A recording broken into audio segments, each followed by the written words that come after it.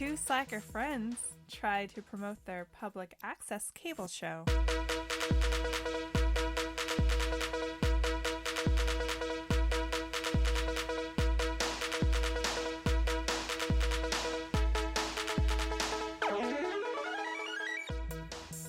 This is Ryan. And this is Ashley. And this is Ruining Our Childhood, a weekly podcast where we remove our childhood goggles and put on our adult bifocals to rewatch and review our favorite movies from the past. That is what we do here. And we're just hanging out, man. Yeah. Living our best lives. Living our okayest lives. Yeah. Damn you, coronavirus. Yeah. I didn't really want to, talk about it because I feel like we've been consumed by it 24/7, but it's kind of hard not to. Yeah. When it's on everybody's minds, whether you think everybody's overreacting or if you are worried about it, then I hope that we can provide an escape for you. Definitely. That's about the only hope, because I feel like we're eliminating a lot of our escapes by postponing movies, and sports have gone away for the foreseeable future. So, yeah. But we're still here, and we will still be here. Yeah, because we're just recording in our office, so yeah. We don't have to go out in public. It's like my dream. Yeah. And stop hoarding shit, people. Buy a package of toilet paper. Buy a package of paper towels. Don't buy all of the toilet paper. But like I said this morning, it's the people... You have the people that are the hoarders because they're worried about an apocalypse, and then you have the people that are like, well, now I have to buy more toilet paper because what if I just buy a pack and then in 2 weeks it might be worse for all we know. Yeah. So get over it, Ryan. I guess. We're fine. Live your best lives. Anyway, welcome to our podcast. If this is your first time joining us, we're a movie podcast and we talk about movies. Yeah, we go back and we watch some favorites from when we were growing up and see if they hold up. Yeah. That's what we do here. Yeah. And this week, we're doing the 1992 classic Wayne's World, which is your pick. Yes. Even though I did watch this movie quite a bit as a child. Mm-hmm. A little too much, maybe? For me, it wasn't until I became a teenager. Oh. Yeah. You had a horrible childhood. No, I'm just kidding. No. Go ahead and hit us with some 1992 facts. This movie was released on Valentine's Day, 1992. It had a budget of $20 million and grossed $183 million, so it was quite successful. Popular TV shows from that year were Roseanne, Home Improvement, and Murphy Brown. The number one song the week the movie came out was Right Said Fred, I'm Too Sexy. A couple other popular songs were Mr. Big, To Be With You, and Criss Cross, Jump. That literally was my jam. I know I say that a lot, but I did have a thing for Criss Cross. It was the number one song from April 25th all the way till June 19th. So for 2 months, everybody was just jamming out to that. I do remember getting their cassette tape for Christmas one year. It was before we moved to Montana. So I would say 1992, Christmas 92. Yeah, that makes sense because it was super popular that summer. Yeah. And it was a Christmas present that following Christmas. I would spend the night at my aunt's house on Thanksgiving night. Mm-hmm. Probably so my parents could go Black Friday shopping. And she was getting us up to take us to church. And I had put my pants on backwards and was joking around like I was Criss Cross. And I forgot to switch them back. Good job. Went to church with my pants on backwards. The popular movies for the year were Aladdin, Home Alone 2, Lost in New York, and Batman Returns. Okay. Home Alone 2, another sequel. I'm just going to start making a list of certain movies where I felt like as a child the sequels were better. And oh, hot take. You think Home Alone 2 is better than Home Alone 1? I've said it before, Ryan. You just don't listen to me. I've said it numerous times. I know you like Batman Returns more than Batman. Yes, because of Catwoman. Yeah. And Penguin is ridiculously scary. And Christopher Walken's in it. I mean, there's so many elements. As a kid, I liked Batman 1 more.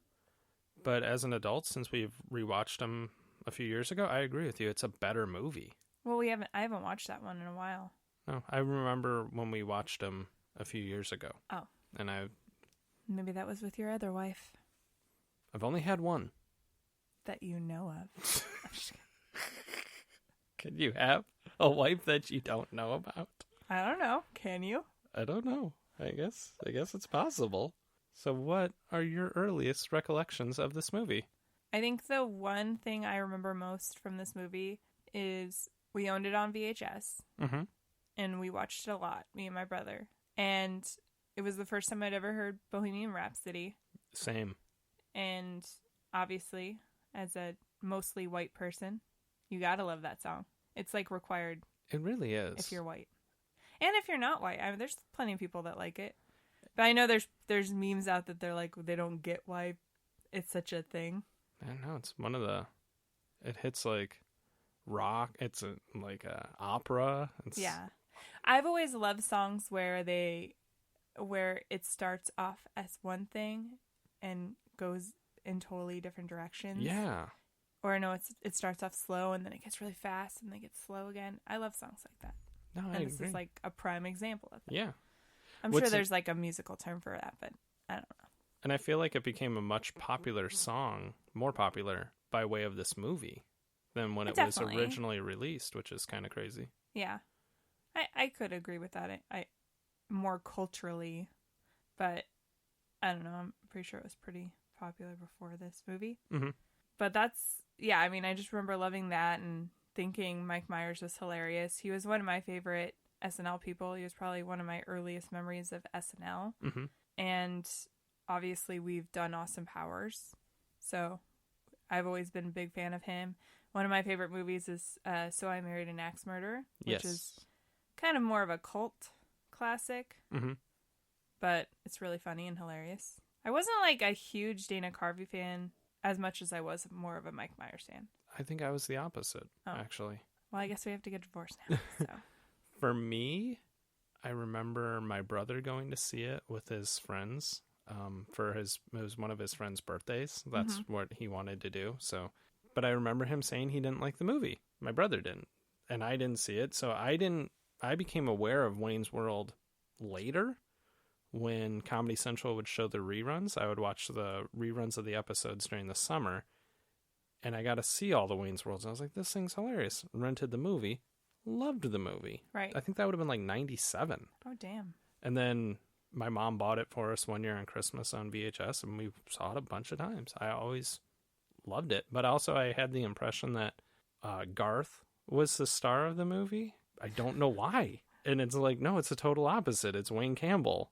The minute I became aware of what Wayne's World was, I was a super fan. It was another one of those instances where for some reason trusted my brother's judgment and went, oh, it must suck. American Pie, he said, was not good. I believed him. I feel like he's going to listen to this and be like, what? I didn't Yeah. say that. He also famously did not like Guardians of the Galaxy. Now I definitely know what brother you're talking about. Yes. Again, he's going to be like, I like all those movies now. Yeah.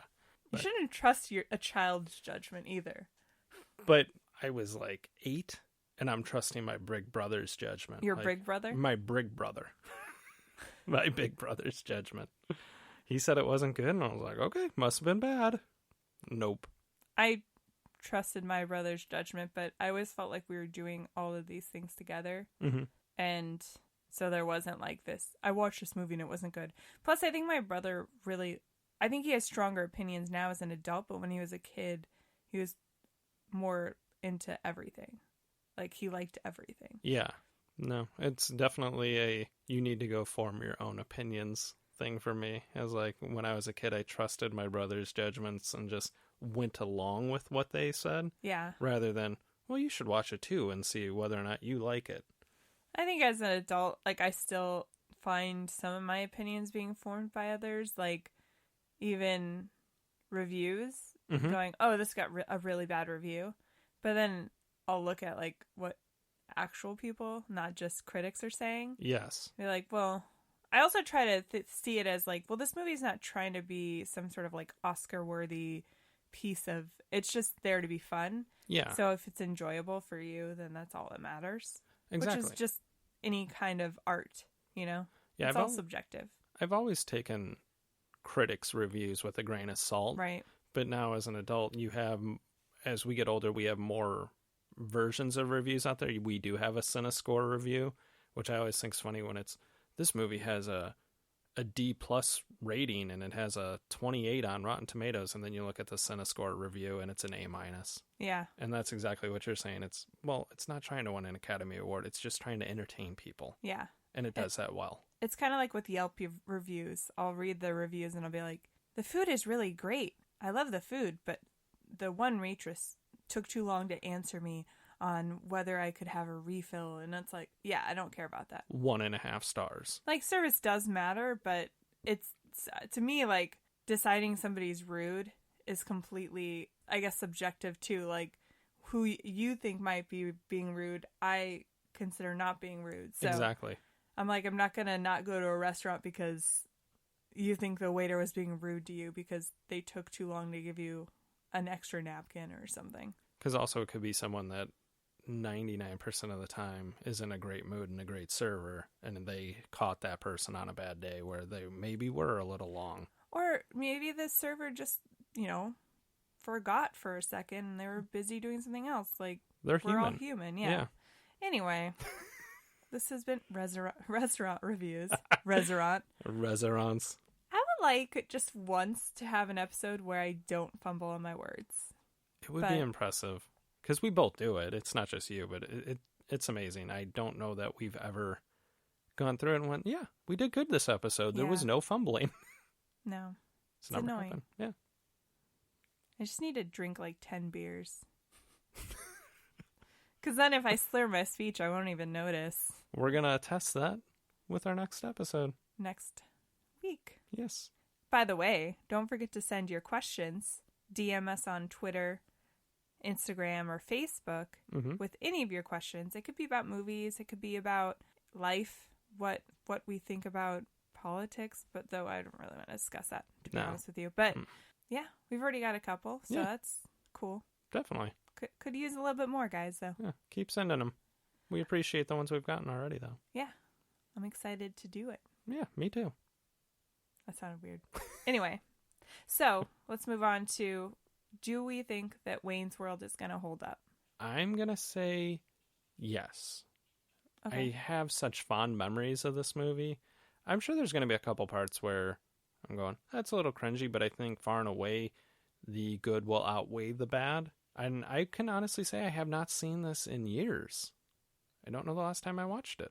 I agree that it's going to most likely hold up. Mm-hmm. I don't know. I don't even know if we've watched it together because I thought we owned it and we apparently don't. Yeah, we own the second. Why? I mean, I love the second one too, but why? I remember a video store was going out of business and we bought it there and they didn't have the first one. Because they had it, yeah. Yeah.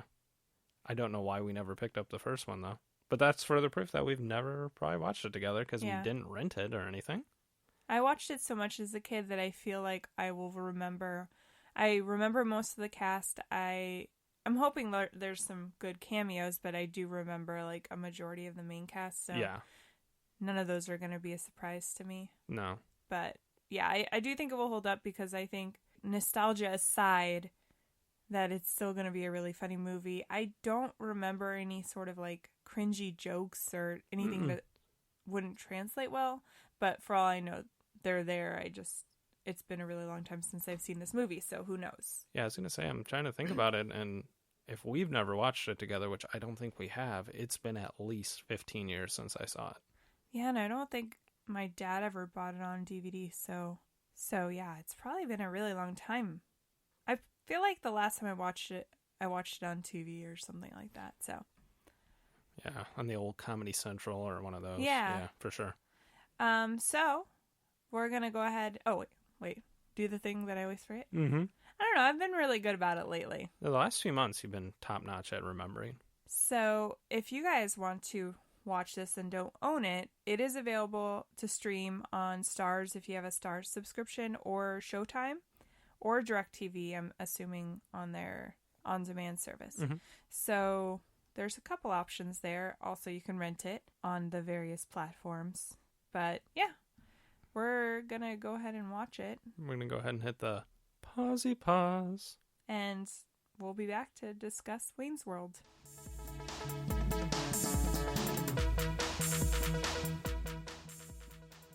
Okay, and we're back. We just finished watching Wayne's World, and we're going to go ahead and break down our movie with our categories. Like we always do. And our first category is Well, Hello There, where we talk about any cameos of famous or recognizable actors or actresses that we forgot were in the movie. And there was a ton. There was a lot. I know I had just said, I don't think there will be a lot of surprising ones, but there were a couple surprising ones. Yeah. Who did you notice? The first person was Brian Doyle Murray, who plays Noah Vanderhoff. It wasn't so surprising because I did remember that, because he's got a bigger part in the movie compared to some. And he's the owner of Noah's Arcade, who ends up being their sponsor. On Wayne's World? Yeah. When they kind of sell out? Yes. Yeah. And Brian Doyle Murray's from Caddyshack and Christmas Vacation. He plays Chevy Chase's boss. He was on SNL after Bill Murray left. Yeah, and he's Bill Murray's brother. The first one I noticed was Rob Lowe, who played Benjamin Kane. Yes. And Rob Lowe's been on a ton of shows and movies. He was one that I know him the best from is Chris Traeger on Parks and Rec, but he's been in a ton of movies and shows. That's true. That's very true. I did read a trivia where it said, I don't know if he had a sex tape scandal, if it was after this and before Austin Powers, the second one. But that helped, like Mike Myers helped revive his career in a way because he gave him roles. And also helped him like learn comedy because prior to this movie, he wasn't really in comedies. He was in a lot of dramas and teen type movies. It makes sense. I feel like the minute you're involved in a scandal in Hollywood, they're very quick to write you off and nobody wants to give you a second chance. Which is kind of sad. I also feel like there's people that were in scandals like back in the day where it's not even that big of a deal anymore. Yeah. He being one of them where people kind of forget he was involved in a scandal. I think it was in the late 80s. Yeah. So, yeah. Who else did you notice? He was in bed with Ione Skye, whose character name is Elise. She's literally in one scene, but she's most famously from Say Anything. And she was in a movie, I think she was in Fever Pitch. That is correct. Yeah, she played one of Drew Barrymore's friends. Because I did not recognize her in Fever Pitch. And you're like, yeah, that's Ione Skye. Yeah. The next one that I recognized was Tia Carrere as Cassandra Wong, who's kind of Wayne's love interest in this movie. And she's a musician that he just obsesses over a little bit. The big thing that I remember her from is that she did the voice of Lilo's mom. Sister, sorry. Yeah, and Lilo and Stitch. But I know she's been on other things. They're kind of escaping me. I feel like I watched a trailer the other day on YouTube and she was in it. I was like, Tia Carrere, because I feel like I hadn't seen her in a lot of things. I also didn't know, probably because when I was younger, the only thing I knew her really from was this movie, that she's actually Filipino. Oh. I didn't know that until at work, at my old job, we had like a Filipino appreciation day. And because I worked with a lot of people that were like Filipino American, and our one manager, she like grabbed a bunch of movies with Tia Carrere. I was like, I didn't know she's Filipino, but that's awesome. Yeah. And it makes sense now. Yeah. Hearing her accent, I feel like it does sound more Filipino than, but yeah. Very interesting. Fun fact, I guess. Yeah. My next one was Michael DeLuise. I want to say Dom DeLuise. It's like, I think it was a clip on a talk show. They can't say Vin, they have to say Vin Diesel. Like, it's just one word. It might have been James Corden, but he's like, I can't say Vin, it's Vin Diesel. I can't say DeLuise, I have to say Dom DeLuise. Yes. But Michael DeLuise is his son, and he played Alan, one of the, I guess, crew members on the Wayne's World show. And he, for me, is most notably TJ from Gilmore Girls. He played Luke's brother-in-law. Yeah, that's the main thing that I can think of. I think we saw something in one time with him in it. Yeah. And we're like, hey, it's TJ. Yeah. Because that's what we always associate him with. He doesn't have a lot of lines in this movie, but... No, he has very few. He's probably the smallest, least developed member of their, like, production I don't crew. know. I think a majority of them are, except for like one. Yeah. But we'll talk about that later. I feel like in the second one, some of the crew and like roadies for them are like Chris Farley. I want to say is one of them. They're more famous people They're than famouser people. They're famouser. Yeah, I can't remember. It's been a really long time since I've seen the second one as well. Mm-hmm. What was your next one? My next one was Laura Flynn Boyle. Yeah. Plays Wayne's ex-girlfriend Stacy, and she was on The Practice and Las Vegas. She's just been in a ton of things over the years. Yeah. My next one is Lee Tergesen. Ooh. He plays Terry, one of the other crew members. Mm-hmm. And for me, he's kind of a character actor. I feel like he's in a lot of stuff. But when I was a kid, I watched Weird Science, the TV show. Mm-hmm. And he played Chet, the older brother, who in the movie Bill Paxton played. I will say until today, I always thought that was Jay Moore. Oh. Because I think he looks like Jay Moore. A little bit, yeah, I can see it. But, yeah. And he's also, I guess most recently, he was on the Purge TV show. Oh. Yeah. Okay. But, he has been in a lot of stuff. I just picked out something that... Yeah, that's very recent. I knew. Yeah. What was your next one? My next one was Ed O'Neill has a small cameo as Glenn, the manager of Stan Mikita's donut shop. And he just is like a real quirky character where he's very serious and he talks about killing people. Yeah. Every time he's talking, he's just like, do you know that when you stab a guy and it's cold outside, the steam comes from their body? And it's impressive because, like, he's the definition of a cameo. He was on Married with Children at this point. He was an extremely famous person making a real small cameo in a movie. So yeah. You keep wanting to call it a TV show. Yeah. It's like the second time. Yeah. You're like, this TV show. This TV show. What was my next one? Oh, Meatloaf makes a cameo as Tiny the bouncer at the club they go to. That was it. He just says hi to Wayne, and that was it. It was literally a cameo. Which I've seen this movie a lot of times, and I never recognized him. I didn't either. It's literally like 2 seconds of the movie, though, so... Yeah. The next one I had was Donna Dixon, who is Garth's dream girl. Yeah. And every time he sees her, like, he goes into a trance, and her hair blows very gracefully and everything. Yeah. And I remember she was like a model. Yes. And did not know until you had told me that is Dan Aykroyd's wife. Yeah. And has been Dan Aykroyd's wife since 1983. It's pretty legit. Yeah. Crazy. I didn't know that either. I also didn't recognize her as anybody. I just knew she was a model. Oh. I remember when I saw this, and then I forget who plays the love interest in the second one. I can't remember. It's somebody else famous. It might be like Kim Basinger or somebody like that. It's somebody. I think it's like a more famous model. It's probably somebody really obvious and somebody he's yelling at right now. I could look it up, but we should stay on track. My next one is Kurt Fuller. Mm-hmm. He played Russell, who was basically worked for Benjamin. Yeah.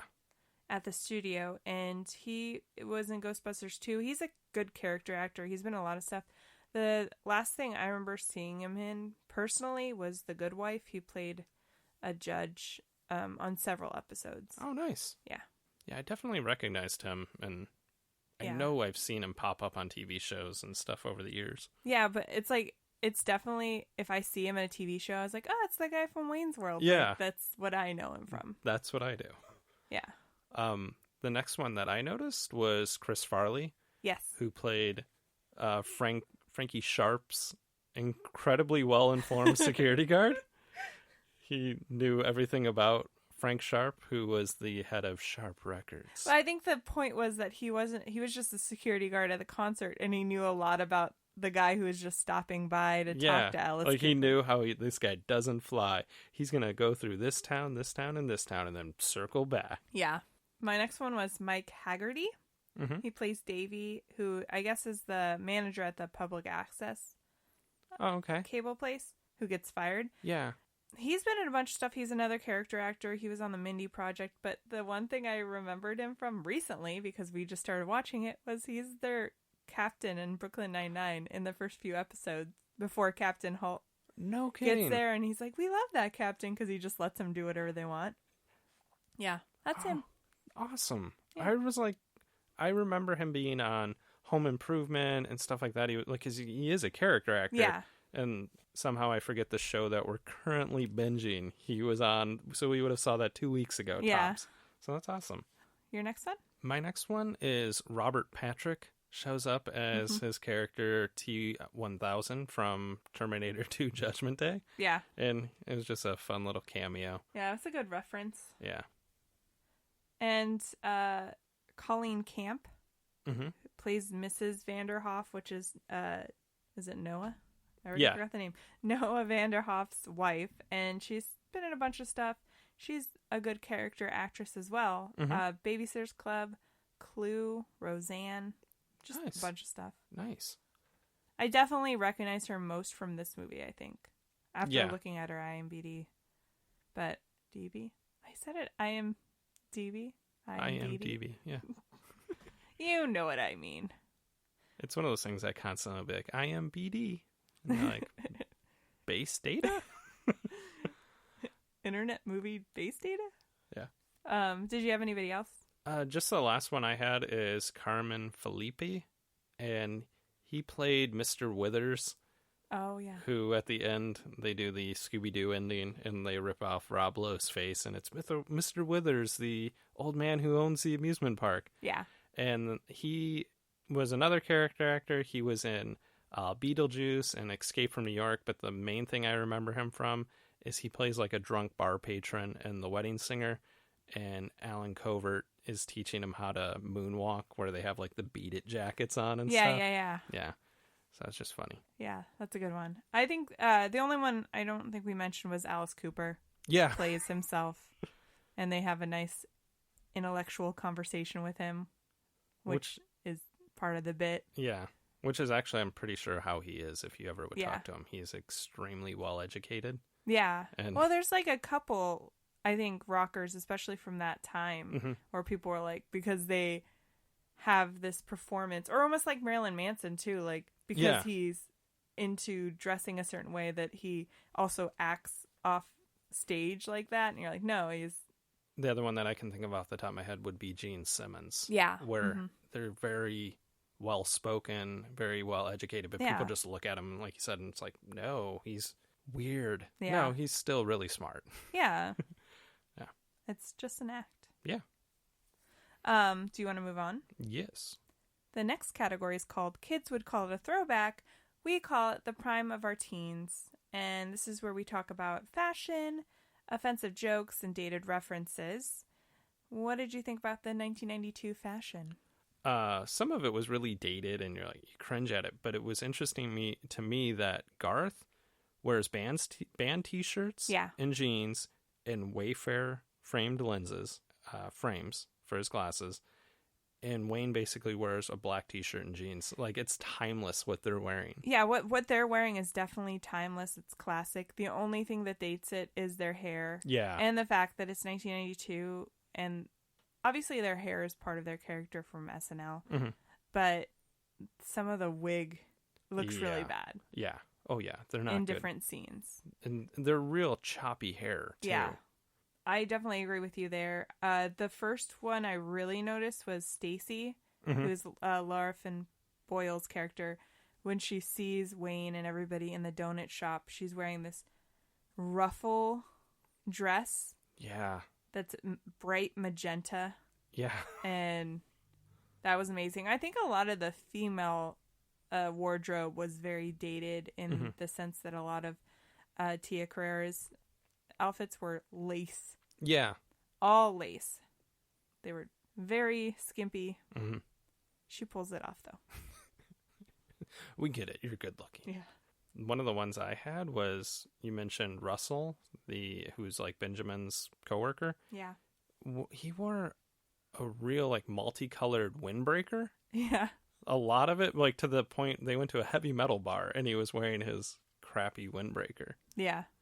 I think it's really to point out that Benjamin and Russell are these, like, you know, guys that are uptight and kind of preppy, and then everybody else in that whole movie is like, you know, we're into rockers and We're laid back and we're chill. laid back and young and cool. Yeah.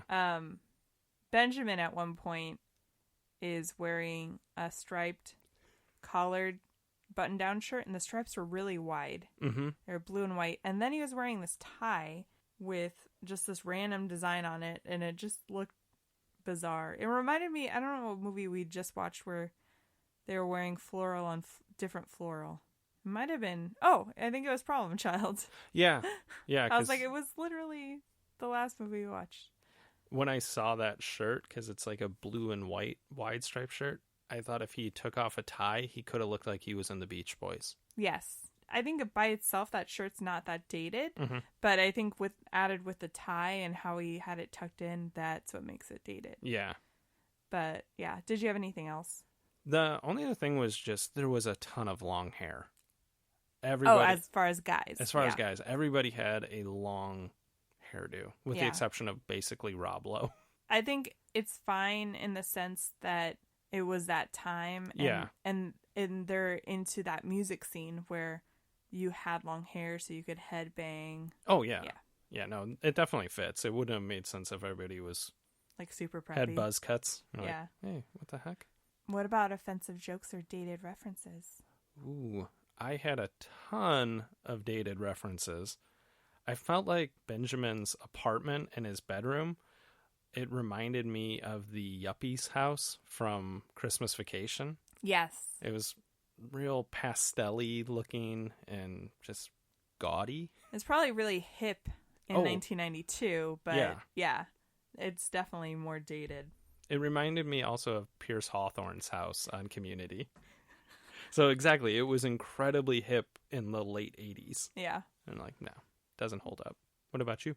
One of the first references, so this movie, I realized it's probably one of the first movies I saw as a kid that used reference humor, which I do love. One of our favorite shows is Community, and it's literally 90% references. Yes. And like Gilmore Girls always has references. Down to Gilmore Girls, when they would put out the DVD, they would give you a book so you understood the references. Because they'd just be flying out of everybody's mouth at such a rapid speed that you're like, what? I didn't catch that. But yeah, so one of the first references they make is a Heather Locklear. Yeah. Wayne is trying to calm down Garth, and he's just like, you're in a forest with Heather Locklear. Obviously, the it woman of the time. Oh, yeah. So Melrose Place was huge. Mm-hmm. Yeah. For me, when Benjamin's in bed with, I thought it was his girlfriend, but they never make reference to her again, so I don't know. Yeah. But she has a name, though. Yeah. Character name, which is weird. So they're watching TV, and it's just a slew of infomercials, and they pass some dandies. Yes. There's the Chia Pets, the Smart Clapper. Yeah. I think there might have been another one in there that I can't remember. Let me see here. There was just, obviously the first commercial is Noah's Arcade, which is because he's going to end up being Wayne's World sponsor. Yeah. So that made sense. But yeah, the Smart Clapper jingle, that took me back. Yes, it did. And Chia Pet jingle too. I don't even really watch commercials anymore, so I'm sure some of those, like, I don't think the Smart Clapper exists anymore, but Chia Pet does. So. Chia Pet, yeah. Because there's all the different licensed ones. Like, you can get a Groot one. Mm-hmm. Yeah. I never had one of those. No, me neither. I was kind of jealous. I remember one of my friends having them. But as I've learned as an adult, I can't grow shit. And I actually kill plants if I'm even around them. Yeah. I've killed cactuses. I've killed orchids, which are apparently supposed to be super easy to keep alive, and I've killed them. So the only thing I feel like we were ever able to grow was we had a little basil plant that we would keep on the windowsill in our kitchen. Yeah. And we would snip the leaves off and put them in our food. Yeah. That was it. We suck. Yeah. I'm a black thumb. Yeah. I think that's what they call it. Or a gray thumb. I don't know. I kill plants. Whatever the opposite of a green thumb is. That's us. Oh, they did a Grey Poupon bit. Yes. Which I remember. I totally did that to people. Me and my brothers would drive around. We'd roll up next to them, roll down the window, do the pardon me, do you have any Grey Poupon? And for years, I didn't realize that was their whole ad campaign. Yeah. I just knew it from this movie. Oh, I was like, I remember the commercial. It was like two old white guys in really nice cars pull up, and that's what they do. Yeah, but I didn't know that for years. Oh. I just knew it as, we're going to do Wayne's World stuff. That's funny. I guess, in a way, if you're a kid watching this movie now, that's probably going to be lost on you. Mm-hmm. Smart Clapper probably would be. Definitely. There's another one. I guess the Laverne and Shirley bit, too, would probably be lost on the children of today, but yeah. That was always one of my favorite scenes of this, because that is one of those shows I would watch when I was like 3. Yeah. I don't know why. Because it was on, probably? Yeah, I was going to say, there was that and Three's Company I would watch pretty regularly when I was a little kid. Mm-hmm. Yeah. That's awesome. What was your next one? It was just kind of, the chairs dated it. There's a scene where Wayne and Cassandra are on the roof of the club talking, and there's a woven strapped chair, like a patio chair, and then there was also like the old plastic strapped lounge chairs, like you would have by a swimming pool in 1980, which we all sat in them, but I don't think those are really around comfortably. Yes. They're kind of all now a screen material, I noticed, is the big thing. Those ones, I remember them breaking so easily. Mm-hmm. Especially if you stand on them. I vividly remember like going to the swimming pool as a kid, and they had those, and they burned your butt when you would sit on them. Yes. They just attracted heat. That's very true. You had to put your towel down. Yes. And even then you're like, a little hot. A little hot. Yeah. At one point, Cassandra says she's learned English from college and police academy movies. Yes. Which is another reference that's quite dated. Yeah. Yeah, Police Academy, not really a thing.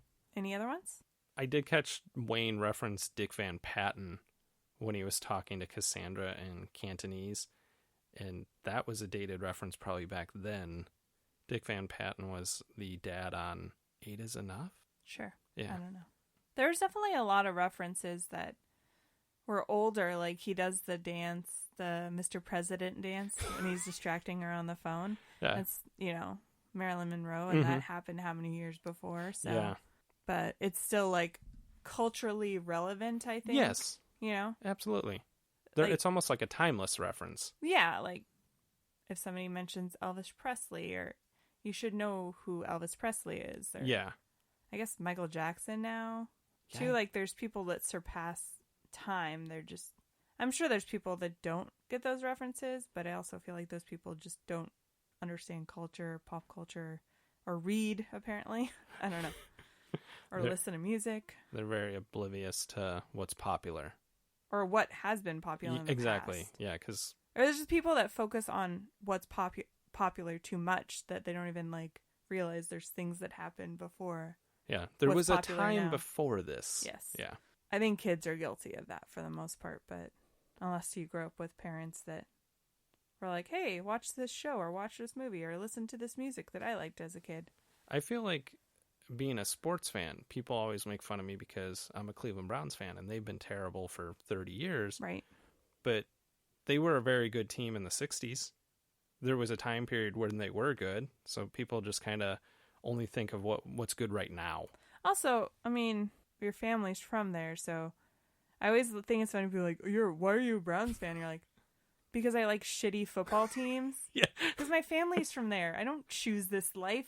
I threw a dart at a map. It hit Cleveland. I was like, I'm going to like all their teams. I mean, there's people that choose teams based on if they're winning. Or there's people that choose underdogs. Absolutely. But it's just funny because I just assume if you're a fan of something, it's probably because you're from there. Your family's from there.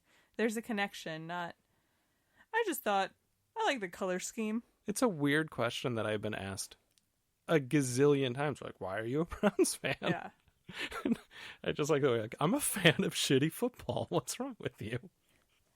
The only one I had that was really kind of offensive, and I didn't really realize it because I think the only time I've ever heard this term is actually from this movie is Sphincter Boy. I don't remember saying it as a kid. No. But it's homophobic. Oh, okay. It means asshole, but it is going towards that realm of because he likes butt stuff. Oh, okay. So it's homophobic, but they only say it a couple times, but it's still a little iffy. I always associated it with you're an a-hole, but now that how you explain it, I'm like, okay, that makes sense. Like that there was a different meaning there and maybe some different intent. Yes. He did say something, but it's meant as a joke when Cassandra gets off the stage and there's a fight. And he was like, oh, way to break it up. He's like, everyone here was kung fu fighting. And he just goes, ugh. That was actually my cringiest moment. Oh, I'm sorry. It's okay. You don't know that. Yeah. It's the point of this podcast. Yeah. We're having a discussion. It's not rehearsed. Touche. Maybe you should rehearse sometimes. Oh, I'm just kidding. Burn on Ryan. Do you want to move on? Yes. Our next category is we're going to go ahead and adjust the antennas on our box TV so we can improve our reception and talk about some technology. What pieces of technology did you notice? Well, we talked about the commercials and the box television that the commercials were on. Mm-hmm. But I guess the first one I really noticed was Wayne was using a yellow Sony Walkman to learn Cantonese to impress Cassandra. Mm-hmm. I liked the earbuds Yeah. that he had where, like, nowadays they just hang from the strings, but he had like an actual over-the-head thing that kept him in your ears. I don't know how to describe it. I don't know. I apologize. They were earbuds. They were. At the beginning of the movie, Wayne and Garth have this guy on to promote his Suck Cut Yeah. vacuum haircut contraption, which I want to say there was a thing called like the Flowbee. I vaguely remember like an infomercial thing. Yeah, and that people would buy those. So No, it was like thank an you. actual thing. I'm accident prone, so I'd probably hurt myself doing that. I would be the guy who put it on too short of a setting, and next thing you know, my hair's gone. That's true. Because it sucks while it cuts. You're a dork. I know. The only other one I had was that he had like a CD, like Discman in his car that he bought. And it was just funny that Cassandra was really impressed by it. Yeah. As he bought it with his money that he got when their show got picked up, basically. And she's just like, oh, when did you get that? And Ooh, fancy. it was probably really expensive, too. Yeah. Oh, yeah. In 1992? Yeah. Heck yeah. I did notice he had a cassette tape of Bohemian Rhapsody, Yes. which obviously we talked about how that became a relevant song, massively relevant. The only other one that I had was Benjamin had a cordless phone that he orders food on, but it had a massive antenna that stuck Like off bigger of it. than the ones in the late 90s. Yeah. It was a really, like, thick antenna, and it was really long. I didn't really have anything else. I know like Garth had a pretty clunky computer, but for the most part it didn't seem like anything really stuck out to me. No. The soundtrack though, I do remember this movie having an excellent soundtrack, Mm-hmm. and we did have it. We did as well. I think I still have it on my phone. Oh really? Yeah. I don't think I do. I have sorry. like the Feed My Frankenstein by Alice Cooper on Nice. there. And yeah, there's some good songs. I always liked Dreamweaver. Yes. Yeah. They use that as his when he sees Cassandra. Yeah. That was a good one. Mhm. I guess they got re-recorded specifically for this movie. Oh, My parents did have it on vinyl, though. really? Yeah, They were a big fan of that. Gary Wright. Yes. I looked it up because I was like, I know this song, but I don't know who sings it. Yeah. I If did. my parents had a vinyl, it was probably a popular song. Your parents had a ton of vinyl. They did, and they still do. I'm hoping, because I was supposed to get some of those, and I don't know what happened to them. Lame. Yeah. Anyway, do you want to talk about anything else in the technology category? I do not. Okay. Let's move on to Is It Even Good? Where we talk about the plot and plot holes. And we name our funniest and cringiest moments from this movie. And to be honest with you, I probably have like 30 funny moments. So we're going to be here for a while. No. What did you think about the plot? The plot I thought was interesting in the sense I feel like there's a consensus when people sell out to a corporate entity, it always ruins Yeah. them. And down to like they had a nice little cable access show. They get a sponsor who comes in and just tries to take over their show. So I thought that was actually kind of almost a cliche. It's cliche, but I think it's relevant because I don't know how many stories I've read where, you know, when you are trying to sell a book or a TV show, and then there's people that come in and try to change everything about it, and it's kind of a hard process. Mm-hmm. So I think that's real to life, and I think it still happens. So I think in that sense that this plot stays pretty relevant. Yeah, definitely. I mean, there was some parts that were exaggerated because it is a comedy, and the references and stuff, I guess, take you out of the realism of it, but it's also what makes the movie special, I guess. Yeah, definitely. So, what about any plot holes? I was kind of watching it going, like, I don't feel like there's a lot of them. And then I thought it was interesting when they bring in that whole D plot involving Sharp Records. Yeah. They go out of their way to over-explain everything and make it a joke that you might think this is going to be a plot hole, but hopefully he's watching TV at the exact moment. Like, they're very self-aware. Yes, it's very meta. Yes. For sure. I put that down as well. Like, they don't really have plot holes, but they're like, hopefully he's watching TV at that exact moment. Exactly. Like, it was so meta, it was funny. Yeah. I was like, well done. I think the only one that I really had, it was kind of small, but that Wayne and Garth didn't know how many changes to their own show was happening until right when they were going on air for the first time. And, you know, they get a new sign or in a theme song and an announcer. I feel like they were also distracted by the success. Mm-hmm. And they're so, like, laid back. And Rob Lowe's character took advantage of that. Yeah. And was like, I'm going to do everything I can to change this. And they weren't happy about it, obviously. No. Let's exploit them. I don't know. It's a lighthearted comedy, so it's kind of hard to say that there's a lot of plot holes. Yeah. Even though we've watched plenty of movies on this podcast that are supposed to be lighthearted comedies, and they definitely do have plot holes. What was your funniest liner moment? My favorite part was when Garth and Wayne are testing out the Chroma King at their TV studio, and they're just going through different sets, and they're like, we're going to go to New York. And Garth's like, I have a gun. Let's go to a Broadway show. I don't know why that part never made me laugh as much as when they're like, hi, I'm in Delaware. This is Delaware.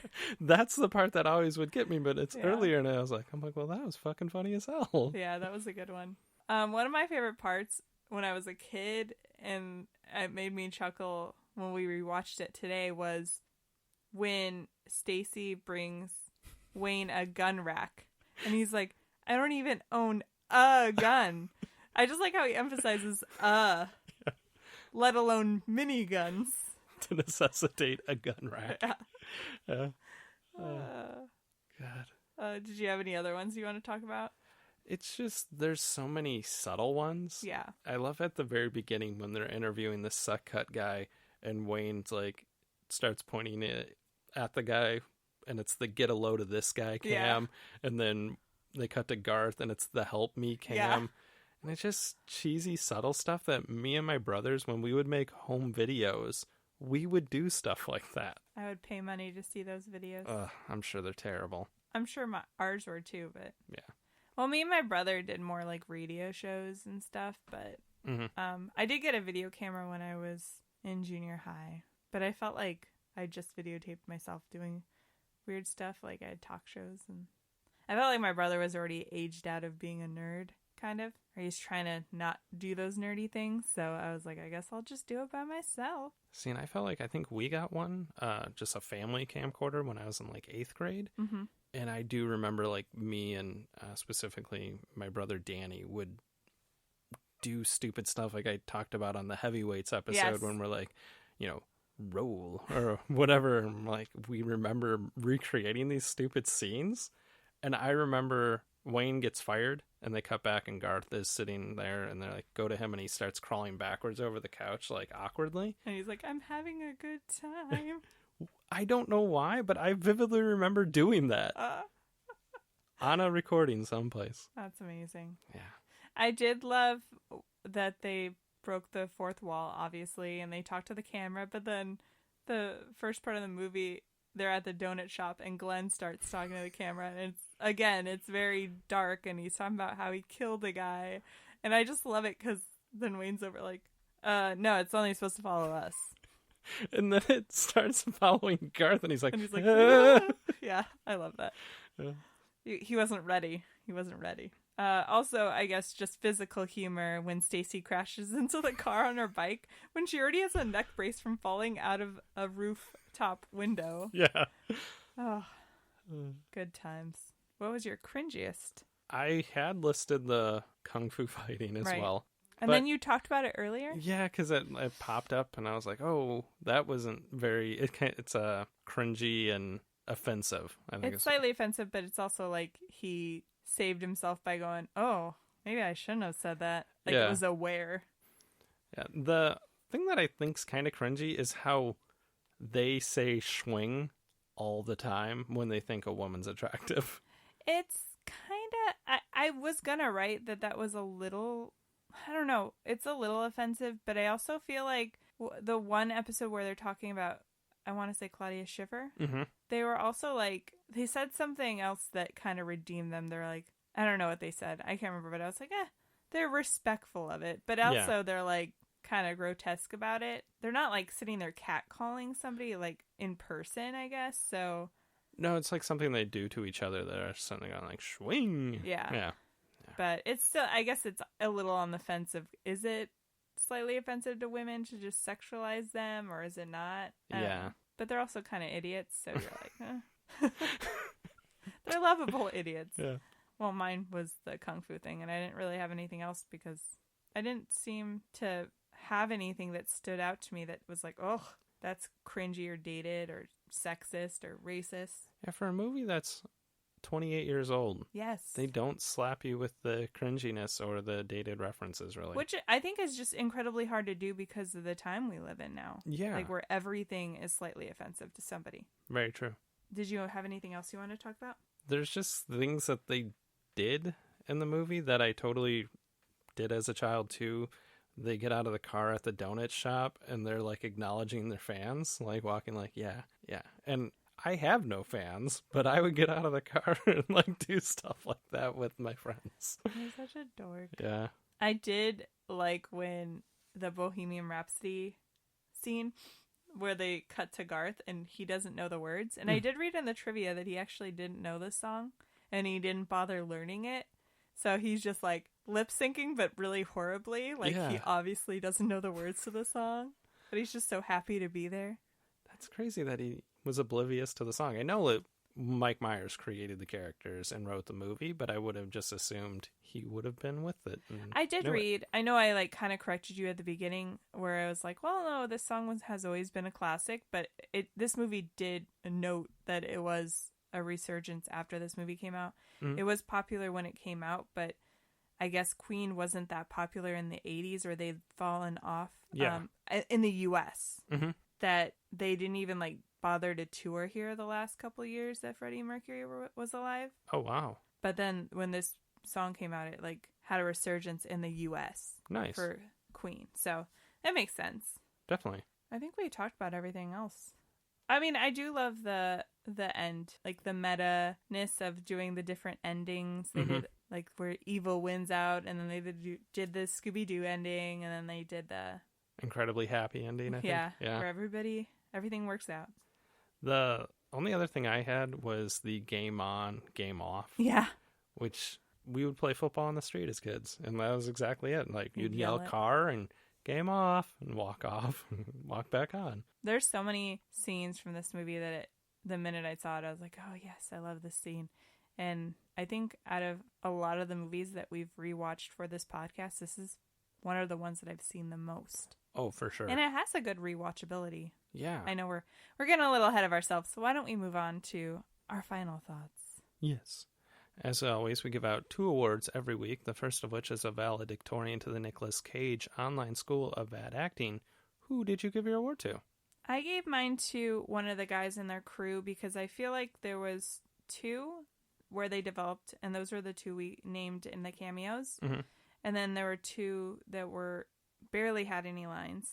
Yeah. And one of them was Dan Bell. He played Neil, which was one of the ones with the long blonde hair. The one that didn't talk that much. I think he had 1 line, and it was like 50 minutes into the movie. Oh, wow. I just felt like, I guess I know why they have as many people as they have in their their crew as far as manning the cameras and stuff, but I just felt like you could got rid of him and it wouldn't have mattered. Agreed. And I just didn't want to pick anybody that actually was developed because I feel like everybody did a pretty good job. Yeah. But right now you're going to tell me, well, I picked this person. No, I struggled giving out a bad actor, and I gave it to Lara Flynn Boyle. Okay. And it was almost out of default. It was going, well, Rob Lowe was really good, and obviously Mike Myers and Dana Carvey are fun in this. But I agree with the way you went of, well, this was a character that was extremely underdeveloped, but they got a lot of screen time, I felt. Yeah. But then just no lines. That's true. But he was just kind of like filler. Yeah, they were unnecessary. Yeah. Like, they could have got away with just having a technician and a camera operator. But Lara Flynn Boyle, like I said, it was just kind of out of default. She was a little weird, but I know that was just how she was playing the character. I think I almost wanted to put her character down as kind of an offensive stereotype of like a crazy ex-girlfriend. Mm-hmm. But I also think she was pretty crazy. Yeah. Like, it wasn't him overreacting to like simple things that she does, like in a realistic breakup, if they showed up at the same place at the same time and she was just like, I'm just getting donuts, and he'd be like, this crazy bitch is trying to stalk me. No, like, she was actually like over the top, did not want to accept that they were broken up. I do remember when she walks over with the gift before he even opens it. He's like, if there's a severed heaven in there, I'm going to be extremely disappointed. Yes, that was a pretty funny line. They do like call her mental a lot, which I think is not really PC, but I don't blame you for picking her. No. But I also think there were some parts that she did which were really funny. Like, I love the character. Yeah. She had the fun scenes, like where she crashes into the car. Yeah, and like stuff she had all the physical comedy, and it was her getting hurt all the time, which... But I definitely, it was one of those ones going, well, I don't know who to give it to. Yeah, definitely. The next award is the Thomas J. Hanks Award for Exceptional Acting. Who did you give yours to? I'm going to give it to Mike Myers, which might make him our first ever 2-time winner. Yeah? Of the Thomas J. Hanks Award. He cracked me up the entire movie, and he steals all the scenes that he's in. And that's nothing against Dana Carvey or Rob Lowe. They were all fantastic in this movie. Even the scene where Cassandra's talking on the phone and he pulls his underwear into a thong and he's just acting like a creep and singing Marilyn Monroe. He was so much fun in this movie. Yeah. I had a hard time picking between the two, but I actually ended up giving it to Dana Carvey, which I think is funny because in the beginning of this podcast, we talked about how I was a big Mike Myers fan, you're a big Dana Carvey fan, because I forgot he's like a little more subtle. Yes. I feel like. Whereas Mike Myers he's sarcastic and he's quick-witted, but Dana Carvey does this thing with Garth where he's shy, but then he's also almost a little bit of a psycho. Yeah. I just felt like he had a lot of the funnier parts, like when the camera followed him in the beginning and he's just like, I don't want this. And the line where he's like, I've got a gun, let's go to a Broadway show. Plus, his instincts were right about Benjamin from the start. Yeah. He didn't trust him, and he's like, this guy is too good to be true, and why would you bring your girlfriend around him? Because he's really good looking and sly. I was just thinking about when they get mad at each other, and he's at the donut shop, and he's stabbing the donut with a hockey stick. Yeah. And he's just like... Yeah. The other part where he kind of goes a little psycho is Rob Lowe is trying to talk to him, and he's like, we fear change. And then he beats his robot arm he's working on, which I'm like, he's always he's tinkering on things. He's like Data from the Goonies. He just beats the shit out of it with a hammer. Yeah. But... Because it started moving. Yeah, it's so awkward, and I love it. I love any kind of awkwardness because I consider myself pretty awkward, and just, it's relatable. Oh, and then when he's dancing to Foxy, like in the donut shop, it's so silly. I love it. But they're both honestly very, very good, and they both played their parts well. They're right up there with Cameron Diaz as far as people I wish would come back and make more movies or TV shows. Because I remember like at SNL's 40th, they closed it with a Wayne's World skit, and they're just so damn funny. But I think it's one of those things that's like, I get not wanting to overdo things or basically play it out until it just dies a horrible death in a way. I do want to see like another Austin Powers movie or, you know. Just anything, honestly, from him or anything from Dana Carvey would be. I went and saw Master of Disguise in theaters, and I used to watch his TV show, and I always, since I was a teenager, loved these guys and wish, you know, they were still more active. I think partly by choice. Oh, absolutely. I always feel like you're judgy. You're like, I just No. wish, you know, they like did stuff. No, I don't think for 1 second Mike Myers is getting passed over in roles and stuff. I think it's definitely a choice. Yeah. And I know it's got to be a lot of pressure when you're writing this stuff. If it's not good, people are going to be the first ones to tell you, well, that sucked. I mean, he did some bomb movies. Yeah, The Love Guru. Yeah. Yeah. It had parts where it was funny, but it wasn't great No. by any stretch. So, I don't know. I get it. Creatively, it's hard. Oh, yeah, definitely. So, what do you think? Do you think this held up to your adult standards? I do. I think it was a really funny movie, and it was part nostalgia for me, having seen this movie so much as a kid, but also just a lot of the jokes were still hilarious. And yeah, it was just really enjoyable, and I'd totally rewatch it again. I think the only thing that surprised me was I thought there would have been more cringiness just on account of it's a 28-year-old movie. Yeah. And it really wasn't. There was a little bit. There wasn't bad acting. It was more just funny wittiness that cracked me up for an hour and a half. I agree. Yeah. So, cool. Good we job. Agree. Yay, us. Go us. Yeah. So, thanks for listening to another episode of Ruining Our Childhood, guys. Mm-hmm. Don't forget to send us your questions for our 50th episode, which is also coinciding with our 1-year anniversary of starting this podcast, which is crazy. I know. Apparently we took off enoug weeks. Took off 2. Year. I feel like we took off more. I feel like we did too, but yeah. Or I'm just thinking of all the weeks that I'm like, well, I guess the episode's going to be late.